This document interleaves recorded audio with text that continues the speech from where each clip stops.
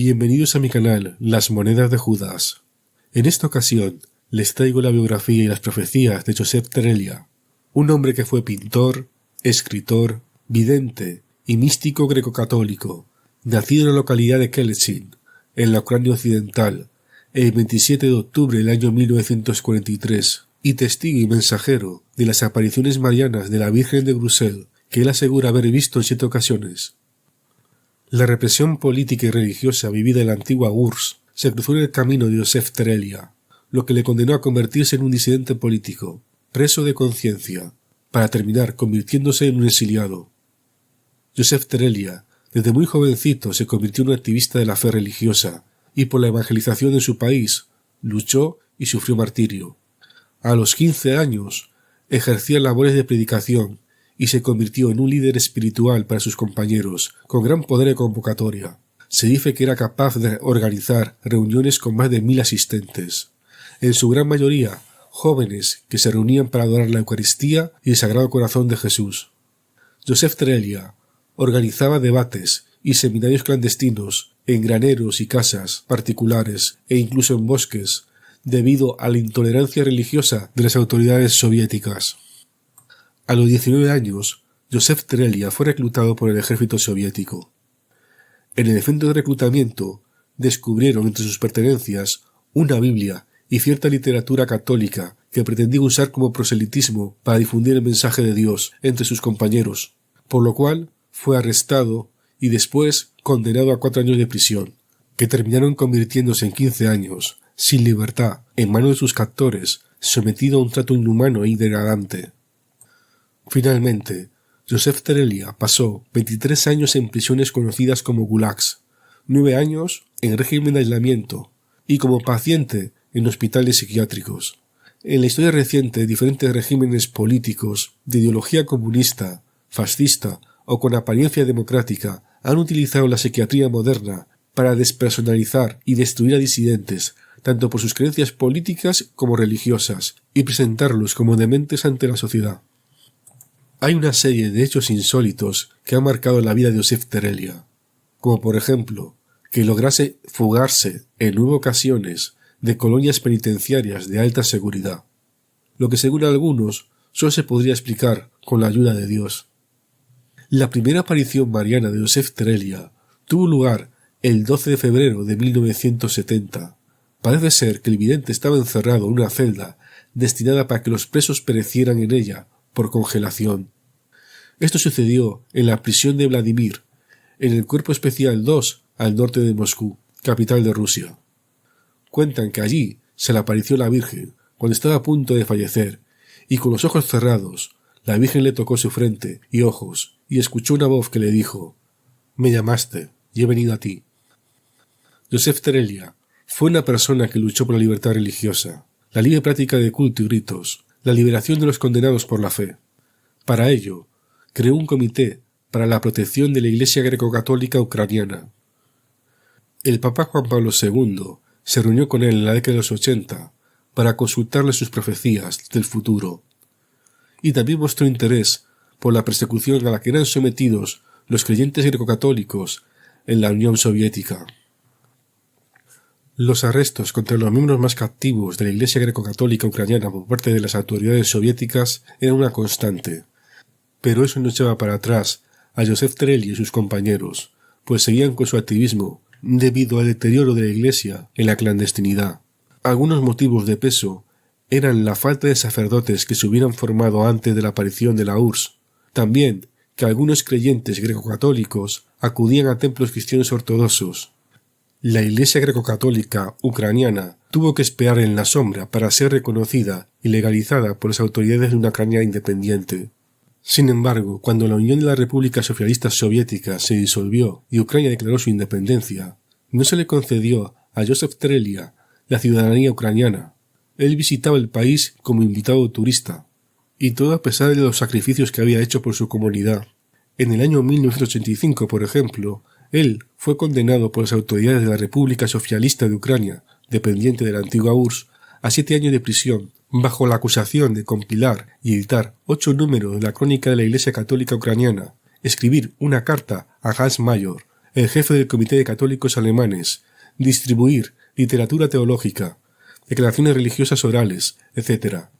En el año 1988, Joseph Terelia decidió optar por el exilio y vivir en Toronto, una ciudad de Canadá, junto a su esposa, Olena Umanets, y sus 3 hijos. Y fue en el exilio donde publicó una serie de libros, por ejemplo, el libro de memorias y reflexiones titulado El Testigo, publicado en el año 1991, que es una autobiografía junto a Michael Brown, El Reino del Espíritu, publicado en el año 1994, La Aparición del Señor, publicado en el 2002, o la publicación regular de una revista religiosa, entre otras publicaciones. Joseph Terelia falleció en el exilio el 16 de marzo de 2009, y a principios de julio su cuerpo fue repatriado a Ucrania. En cuanto a sus profecías, Joseph Terelia comentaba lo siguiente. Él dijo que a principios del siglo XXI habrá un conflicto bélico espantoso, que le mostraron un mapa de Rusia en un círculo de llamas. Ardían focos de calor en el Cáucaso, en Asia Central, en los países bálticos, esto es Lituania, Estonia y Letonia, y en todo el lejano oriente, que China se convertiría en el adversario de Rusia. Comentó que los países de Rusia, países árabes y China lucharían juntos, pero después se enfrentarían entre sí. Que si Ucrania ingresaba como país miembro de la OTAN, la confrontación contra Rusia se retrasaría, algo que ya es demasiado tarde. Él presentía que estos eventos dramáticos comenzarían a ocurrir en torno al año 2015, y sus profecías empezaron a hacerse famosas porque en el año 2014 los partidarios ucranianos del acercamiento de Ucrania a la Unión Europea y a Occidente derrocaron al presidente ucraniano que prefería mantener vínculos políticos y económicos con Rusia. Esto implicó que varios territorios ucranianos como Donbass, Donetsk, Lugansk o la península de Crimea, donde la mayoría de sus habitantes son prorrusos, decidieron romper vínculos con el régimen ucraniano de Kiev. Más tarde, se inició un conflicto bélico entre Rusia y Ucrania. Actualmente Ucrania sigue en conflicto con Rusia, pero el ejército ucraniano no consigue recuperar el territorio perdido, todo lo contrario. Parece ser que el ejército ruso sigue avanzando lentamente y conquistando ciudades. Frente a la ofensiva rusa, se han empezado a escuchar voces de dirigentes de países europeos miembros de la OTAN que dicen a sus ciudadanos que no hay que descartar un conflicto bélico con Rusia. Esto podría suponer una llamada a filas de jóvenes sin experiencia militar. Hablo de jóvenes de países miembros de la Unión Europea y miembros de la OTAN, países en los que desapareció el servicio militar obligatorio y el ejército que había fue sustituido por ejércitos de profesionales, desde hace muchos años además. Son ejércitos reducidos, de países con un tamaño demográfico pequeño en comparación con Rusia, con poblaciones envejecidas, donde no hay muchos jóvenes, y con un porcentaje significativo de jóvenes de origen extranjero, de origen inmigrante. Enfrente está la Federación Rusa, que es una potencia nuclear, que dispone de arsenal bélico suficiente de largo alcance para causar daño a diversos países pertenecientes a la OTAN, en caso de que la OTAN inicie una ofensiva contra Rusia. Pues son muchos los que creen que Joseph Terelia habló de una terrible contienda que se avecinaba a principios del siglo XXI y se referían a esta contienda que estamos viviendo ahora mismo. Según él, se le mostró un mapa de Rusia con un círculo continuo de destellos de fuego. La Virgen profetizó que el enemigo realmente sería China al final, y que el futuro líder de Rusia, llamado Volodymyr, comenzaría un conflicto bélico primero con Israel. Pero después de estos cataclismos que se avecinan, Terelia profetizó un renacimiento espiritual y una edad de oro. Profundizando en las profecías que le habían sido dadas a Joseph Terelia por la Virgen, encontré un artículo muy interesante, que dice más o menos lo siguiente. Entre los miles de testigos de las apariciones sobre la pequeña iglesia de la Santísima Trinidad de Jursiv estaba Terelia, recién salido del cautiverio soviético. Él testimonió mensajes de la Virgen María, entre ellos una profecía de grandes perturbaciones en Ucrania. Dijo que se le mostró un mapa del país en llamas. Veo el fuego, y citó a la Virgen María, que le decía: los pueblos se están quemando, el agua se está quemando, el aire está en llamas, todo está en llamas. Si las personas no se convierten a Cristo, habrá contienda, habrá una gran conflagración. Él también sintió venir el hambre y terremotos. Sintió que los eventos comenzarían a desarrollarse en torno al año 2015. Según Joseph Terelia, Lucifer estaba perdiendo fuerza y preparando, en su desesperación, una gran decepción para toda la creación de Dios y sobre todo para el pueblo de Dios.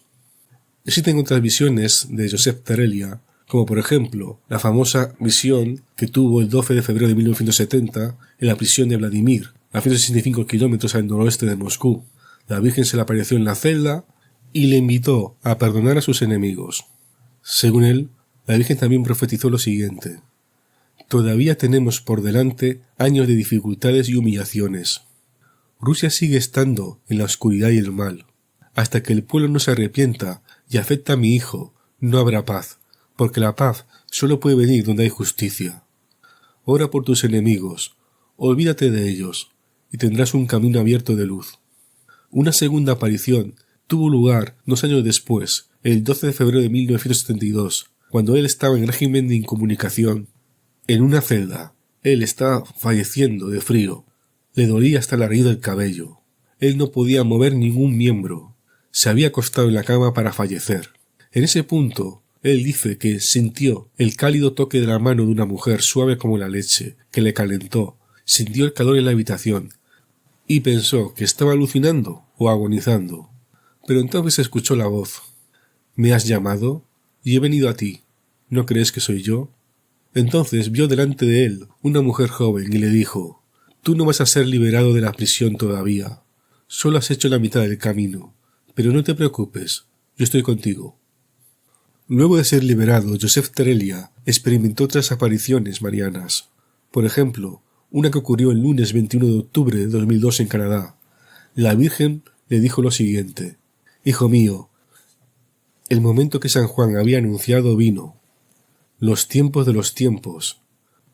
Los tiempos han llegado, el momento en que la verdad se revelará ante los ojos de los fieles cristianos. La verdad que es el comienzo de un gran dolor y tormento, inexorablemente tratando de arrebatar la vida del alma del hombre.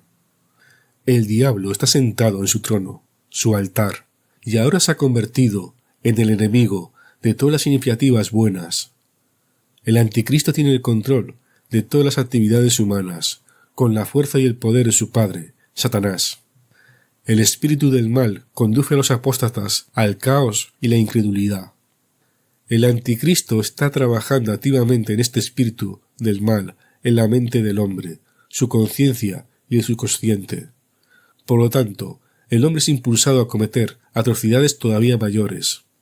El espíritu del anticristo ha trabajado durante mucho tiempo en el misterio de la iniquidad.